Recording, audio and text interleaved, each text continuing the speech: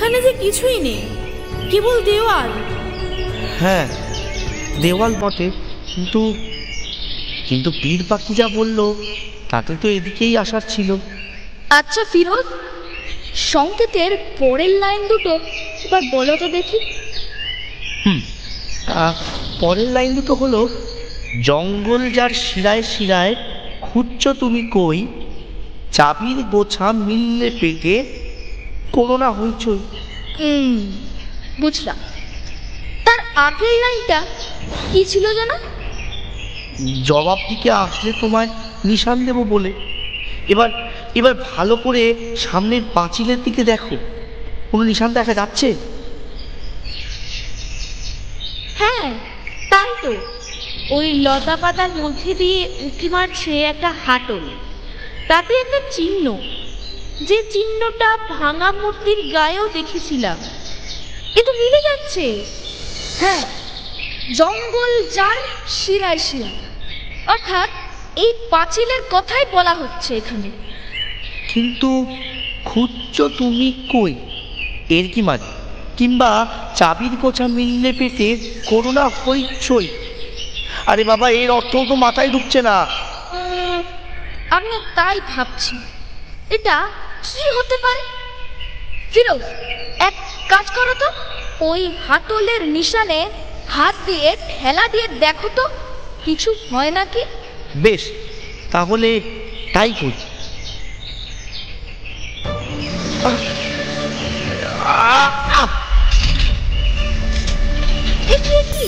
এ কি হচ্ছে? এই যে একটা মরা মাছ। ভূমিকম্প, এটা ভূমিকম্পের ফলে হচ্ছে, কিন্তু সংকেত মিলে গেছে। আমি না, কি মিলল পীর পাখি? বলছি বলছি খুঁজছো তুমি কই। এখানে কই মানে কোনো জায়গা নয়, কই মানে কই মাছ, যা হাতলের চাপ দিতেই কোনোভাবে উপর থেকে পড়েছে। অর্থাৎ এর পেটেই চাবির গোছা থাকবে। এইবার বুঝেছি, জঙ্গল তার শিরায় শিরায় খুঁজছ তুমি কই, চাবির গোছা মিললে পেটে করোনা হইচই। এবার বুঝেছি। তোমার হাতে রইল চাবি, কিসের দিদি? আর চিলেকোটায় হাসছে দেখো বন্ধু নটবর। মানে এবার ইঙ্গিতে এই বোঝানো হচ্ছে যে আমাদের বাড়ির ভিতরে যেতে হবে নটবরের চিলেকোঠা। বেশ, তবে তবে যাওয়া যাক।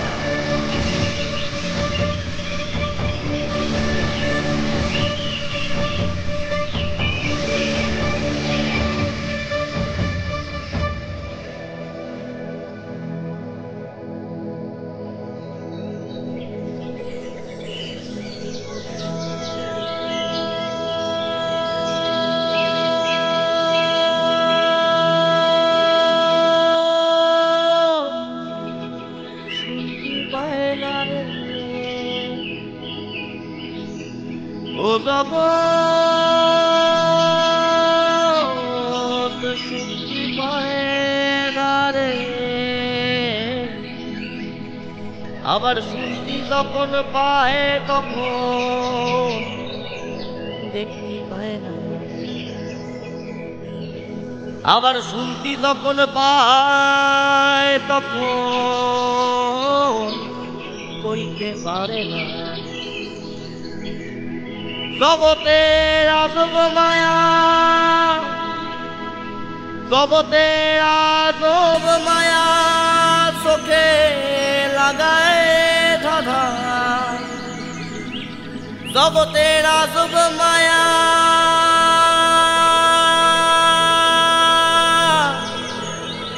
চোখে লাগায় ধাঁধা।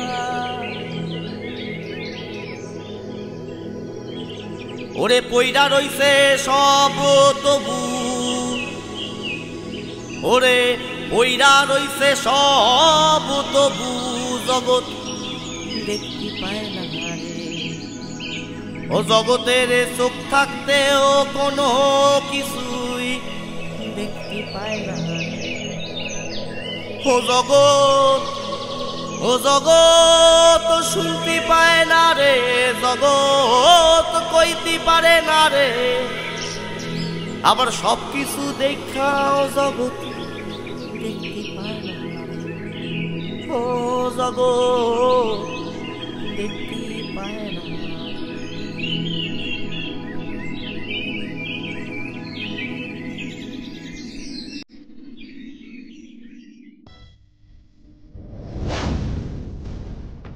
বাবা রে, কি ভয়াবহ!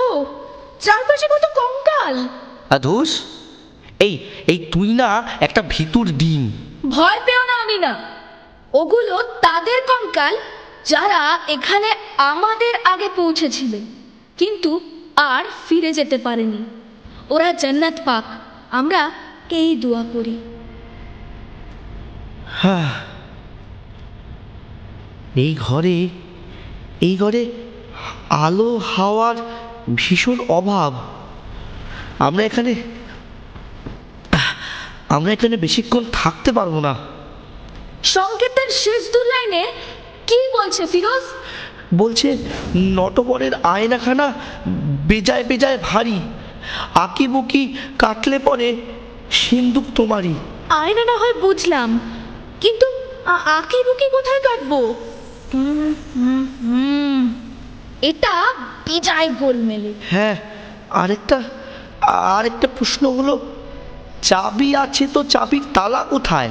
আমার মনে হয় কি এসব উদ্ভট পাগলের খেয়াল।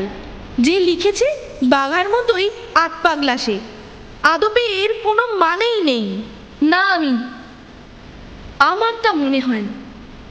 আগের দুটো ধাপ যখন মিলেছে এটাও নিশ্চয়ই মিলবে। হ্যাঁ হ্যাঁ, পীর পাখি ঠিক কথাই বলেছে, শুধু একটু মাথা খাটাতে হবে।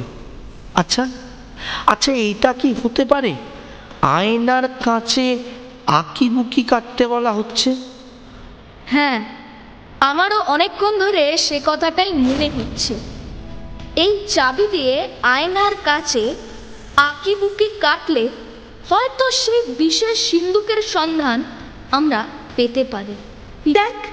দেখ তো ফিরোজ, আয়নার কাছে আঁকি বুকি কেটে দেখ তো।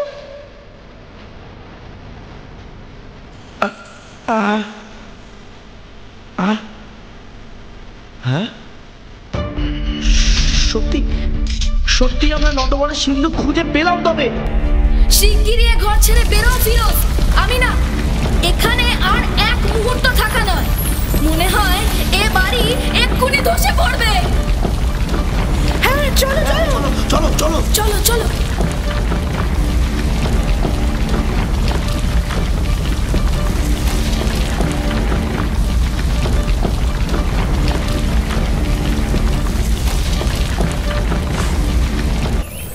ও জগৎ, ও জগৎ শুনতে পায় না রে, জগৎ কইতে পারে না রে, আবার সব কিছু দেখাও জগৎ দেখতে পায় না রে। ও জগৎ দেখতে পায় না, এ গায়ে আর কাজ নেই আমার।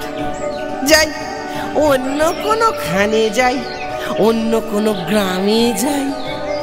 বিদায় গ্রাম, বিদায় কুসুমপুর, চললাম।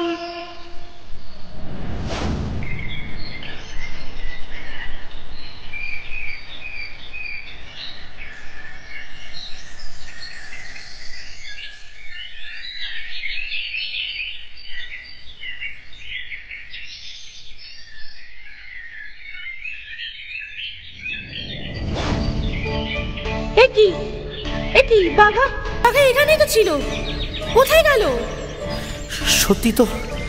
সত্যি তো তাকে আর দেখা যায় না কেন? বাঘা কে? সে কি তোমাদের বন্ধু নাকি? বলতে পারো বন্ধু, কিন্তু তাকে আগে দেখিনি এ গায়ে। সেদিন হঠাৎ আলাপ করে নকশা দিয়ে যায়, বলেছে তার বাবা নাকি নটবরের বাড়ির দারোয়ান ছিল। তার পরিচয় ওর চেয়ে বেশি কিছু জানা নেই। হ্যাঁ, ঠিক তাই। হ্যাঁ হ্যাঁ, আচ্ছা আচ্ছা, এবার সিন্দুকটা খুলে দেখো। যা শুনেছিলে এর সম্পর্কে সেসব সত্যি কিনা মিলিয়ে দেখো।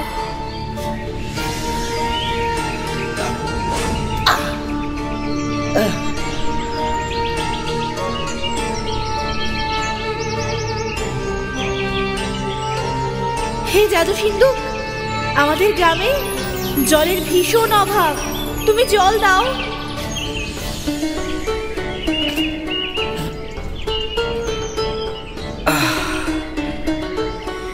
সত্যি সত্যি এটা জাদু সিন্ধু, এবার গ্রামের দুঃখ দুর্দশা মিটে যাবে। হ্যাঁ হ্যাঁ, সত্যি তাই, সত্যিই মিটে যাবে। তোমায় তোমায় অনেক ধন্যবাদ বীর পাখি, তোমায় ছাড়া এই অসাধ্য সাধন হতো না। শুধু আমায় না, এ কৃতিত্ব তোমাদেরও পাওনা। তোমরা সাহস না দেখালে কি আর এটা করা যেত? এসো এসো, এই আনন্দ আমরা গ্রামের সবার সাথে ভাগ করে নিই।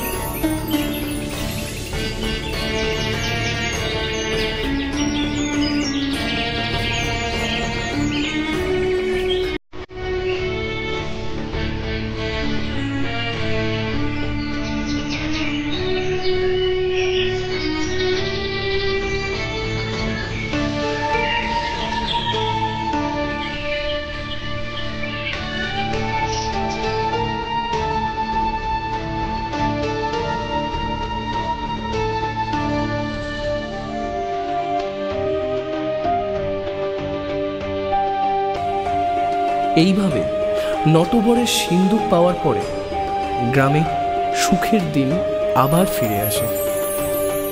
সিন্দুক খুললেই যত জল চাওয়া যায় প্রতিবারই ততই জল বেরোয়।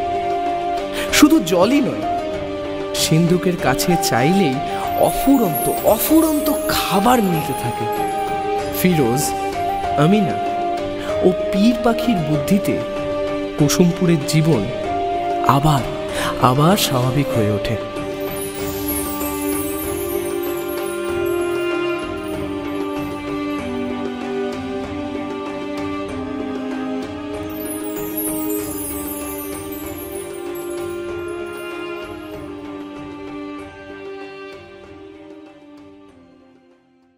এই রকম রঙিন মজায় মেতে থাকতে সাবস্ক্রাইব করো তোমাদের প্রিয় চ্যানেল রঙিন টিভিকে। রঙিন